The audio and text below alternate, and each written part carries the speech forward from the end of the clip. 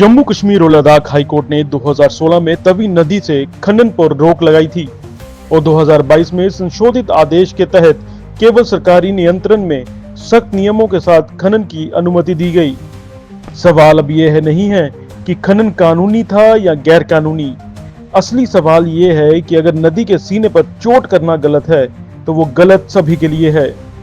कानूनी और गैर कानूनी, सही और गलत की इस जंग में सबसे ज्यादा चोट तवी नदी ने ही खाई है।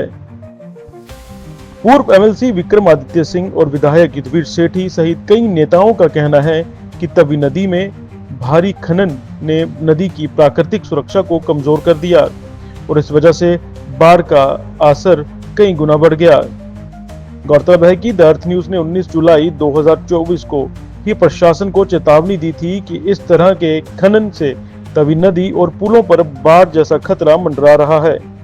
और अब जब तबाही हो चुकी है, हर कोई खनन को दोष दे रहा है। सवाल यह है कि जिम्मेदारी कौन लेगा?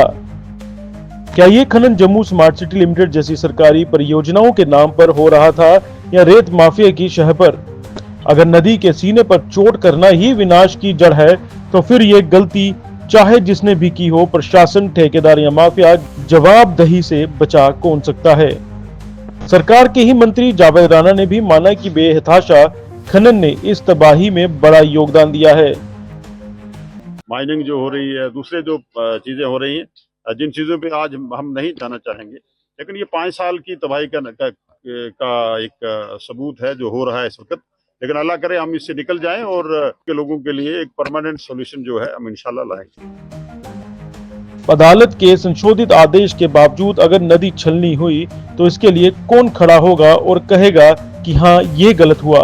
5वां दिन भी जम्मू कश्मीर की सड़क और रेल सेवाएं ठप हैं। तवी में हुए इस खनन को लेकर अब बहस कानून की नहीं, अंतरात्मा की है। अगर ये गलत था तो गलत सबके लिए था और अगर जिम्मेदारी तय नहीं हुई तो अगला बाढ़ सिर्फ पुल ही नहीं, जनता का भरोसा भी बहा ले जाएगा।